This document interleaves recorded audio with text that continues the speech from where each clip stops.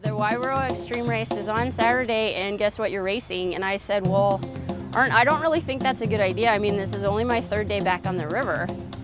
And he said he wouldn't let me get out of it. He's like, Pelly, I don't care what you have to say, you're racing. Well, so I did.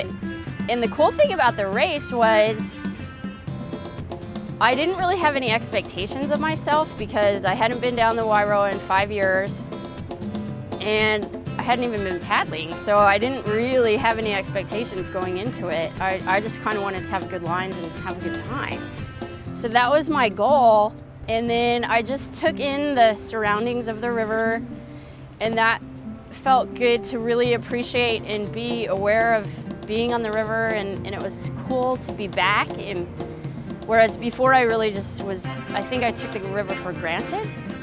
So it was like I was being there with a whole different perspective, for one thing. And then so the head-to-head races started, and I kept making it through my rounds, and I kept kind of surprising myself because I wasn't expecting to do very well.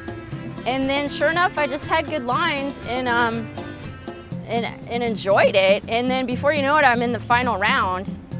And then I could hear my head kind of going, oh, Polly, you could win, you could win, you could, you know, those voices, and getting kind of distracted by winning. And then I said, no.